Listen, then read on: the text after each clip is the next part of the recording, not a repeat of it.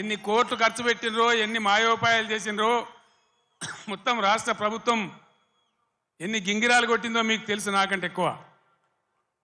కానీ బ్రహ్మాండంగా మళ్ళొక్కసారి ఇది పదునైన కరీంనగర్ గడ్డ బిడ్డ, ఇది తెలంగాణ అడ్డ అనే పద్ధతిలో 2.5 లక్షల మెజార్టీతో నన్ను గెలిపించి మరొక్క మారు తెలంగాణ చైతన్యాన్ని చాటిన గడ్డ ఈ కరీంనగర్ గడ్డ. రాజకీయాలలో పరిణామాలు జరుగుతుంటే మనం మంచిగా చేసినాం, తెలంగాణ సాధించినాం. నేను మీకు ఒకటే మాట మనవి చేస్తా ఉన్నా, కొన్ని సందర్భాలలో అత్యాశకో దురాశకో లేదా మరో రకంగానో ప్రజలు మోసపోతారు. మొన్న కూడా మోసపోయి కాంగ్రెస్ పార్టీని గెలిపించాను. ఈరోజు 3 నెలల లోపలనే 100 రోజుల్లోనే ప్రజలు ఏం జరుగుతుందో మీకు తెలుసు. మీరందరు గ్రామాలలో ఉంటారు. ఏం మాట్లాడతామంటే మేము ఎక్కువ ఇస్తాం, మీకు 6 సందమామలు పెడతాం, 7 సూర్యులు పెడతాం అని మాట్లాడింది.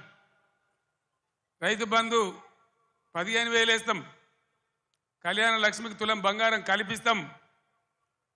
ఇవాళ నోటికి మొక్కాలే 420 హామీలు ఇచ్చింది, బయలుదేరిండు. ఇవాళ ఏం మాట్లాడుతుండ్రు? రైతు బంధు అడిగితే చెప్పుతోను కొడతామంటాడు ఒక మంత్రి. నేను చెప్పిన బిడ్డ, రైతుల చెప్పులు చాలా బందోబస్తుంటాయి,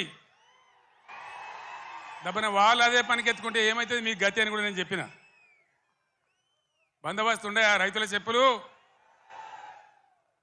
మంత్రిగా ఉన్న వ్యక్తి రైతు బంధు అడిగితే చెప్పుతోని కొట్టుకుంటాడు. ఇంకెవడో సన్నాసిగాడు కూడా అంటాడు. అంటే ఏందన్నట్టు? ఇప్పుడు ఇన్న ముఖ్యమంత్రి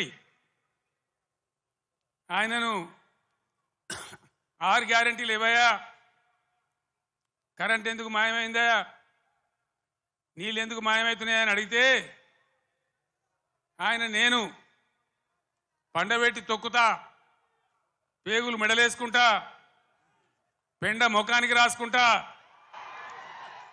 చీరుతా సంపుతా, మానవ బాంబునైతా, మట్టి బాంబునైతా అని మాట్లాడతాడు. ఇంత అసహనమా? ఒక ముఖ్యమంత్రి మాట్లాడవలసిన భాషనా ఇది? పద్ధతా? తెలంగాణ రాష్ట్రానికి సమాజానికి ఇది ఒక గౌరవమా? దయచేసి ప్రజలు ఆలోచించాలని చెప్పి నేను కోరుతా ఉన్నా.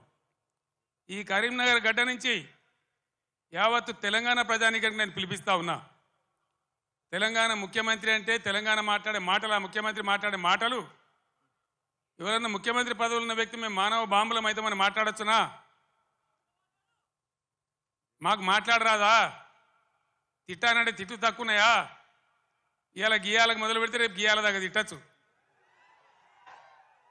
నేను మాట్లాడినా, తెలంగాణ ఉద్యమంలో మాట్లాడినా, తెలంగాణ వ్యతిరేకించిన వాళ్ళను దద్దమ్మలు అన్నా, సన్నాసులు అన్నా, సమైక్యవాదం సమగ్రాభివృద్ధి అంటే సన్నాసులారా ఏది రాని మాట్లాడినా.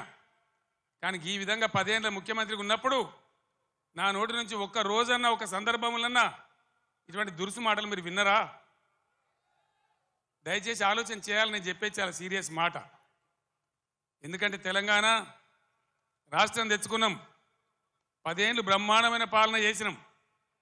మీ అందరికీ తెలుసు, తెలంగాణ వచ్చినాడు కొత్త కుండల ఈగదు వచ్చినట్టు, దిక్కు దిశ లేదు, బడ్జెట్ ఏందో తెలియదు, కరెంటు లేదు, కాలిపోయే మోటార్లు, పేలిపోయే ట్రాన్స్ఫార్మర్లు, మంచినీళ్ళకు అన్నమో రామచంద్ర, రాష్ట్ర వ్యాప్తంగా చేనేత కార్మికుల ఆకలి చావులు, రైతుల ఆత్మహత్యలు, అప్పుల బాధ భరించలేక ఒక భయంకరమైన పరిస్థితులలో ఈ రాష్ట్ర ప్రజలు నన్ను ముఖ్యమంత్రి చేసిన మీరందరూ కలిసి. నేనేమన్నా అన్నానా? ఆంధ్ర వాళ్ళు మోసం చేసిపోయినారు, డబ్బులు లేవు, ఖజానా ఖాళీ అని నా నోట్ల నుంచి ఎప్పుడన్నా మీరు విన్నారా? లంకె బిందెల కోసం వచ్చినామని అన్నానా? ఎవడన్నా ముఖ్యమంత్రి లంకె బిందెలని మాట్లాడొచ్చునా? నీకు ఏ పరిస్థితి దొరికిందో ఆ పరిస్థితి మీద ముందటికి ఒక మార్గం వేసుకొని ఎట్లా దాన్ని చక్కగా చేయాలో చేయాలి. మొన్నటిదాకా బీఆర్ఎస్ ప్రభుత్వం ఉన్నది, 10 ఏళ్ళు పనిచేసినాం. ఎస్, ప్రజలు మీకు ఇచ్చిండ్రు, మాకు అభ్యంతరం లేదు, మాకంత ఈర్ష్య కూడా లేదు. నువ్వు మాకన్నా కుడిచేయి పని చేయి, మాకన్నా మంచిగా పని చేయి, మంచి పేరు తెచ్చుకో, మేము పోటీ పడేటట్టు చూసుకో, మాతో పోటీ పడేటట్టు చూసుకో. కానీ ఈ సీరితము, పండబెట్టి తొక్కుతాము, రైతు బంధు అడితే చెప్తోని కొడతాము. ఒక్క మాట దయచేసి మీరు ఆలోచన చేయాలి. నేను అహోరాత్రాలు కష్టపడి నా రాష్ట్రం భారతదేశానికి తలమానికం కావాలి, ఇక్కడ కరెంటు బాధ పోవాలి. నాకు 2 విషయాలు అయితే నాకు అర్థమైతే లేవు. చాలామందిని అడిగిన నేను ఇదేం కథరాబాయ్ అని. మంచినీళ్ళు భగీరథ ప్రయత్నం చేసి 2-3 నెలలు రాత్రి నిద్ర లేకుండా రాత్రి 3 గంటల వరకు కూడా పనిచేసి ఒక అద్భుతమైన పథకం రూపకల్పన చేసి మంచి సోర్సుల దగ్గర పెట్టి నేను ఒక ఛాలెంజ్ చేసిన అసెంబ్లీలో మీకు జ్ఞాపకం చేస్తా ఉన్నా. ఈ 5 ఏళ్ల లోపు 14 నుంచి 19 వరకు ఈ టర్మ్ లోపల భగీరథ నీళ్లు తెచ్చి ఇంటింటికి నల్లా పెట్టి నీళ్లు ఇయ్యకపోతే మేము మళ్ళీ అసెంబ్లీ నిలవడం, ఓట్లు అడగా అని చెప్పి నేను శపథం చేసిన శాసనసభలో. అదే పద్ధతిలో తెచ్చి ప్రతి ఇంటికి ఆదిలాబాద్ గోండుగూడెంలో, నల్లగొండ లంబాడి తండాలో అందరికి కూడా వచ్చే విధంగా ప్రతి ఇంటికి నల్లా ఇచ్చి బ్రహ్మాండంగా మంచినీటి సరఫరా చేసినాం. ఇప్పుడున్న ప్రభుత్వానికి ఆ పథకం నడిపే తెలివి లేదా అని నేను అడుగుతా ఉన్నా. ఎందుకు ఇలా మిషన్ భగీరథల సమస్యలు వస్తూ ఉన్నాయి? అదేవిధంగా రెండవది కరెంటు. మీ అందరికి తెలుసు, నేను ముఖ్యమంత్రి అయినాడు కరెంటు ఎట్లా ఉండే. ఏడాది అర్థం లోపల దాన్ని బాగా చేసి రెప్పపాటు సెకండ్ పాటు కరెంటు పోకుండా రాష్ట్రంలో అన్ని వర్గాలకు కరెంట్ ఇచ్చినాం. పోచారం శ్రీనివాసరెడ్డి గారు నా పక్కనే ఉన్నారు, ఆనాడు వ్యవసాయ శాఖ మంత్రిగా ఉండిరి. ఆయనకు నేను లక్ష్మీపుత్రుడు అని పేరు పెట్టుకున్నా.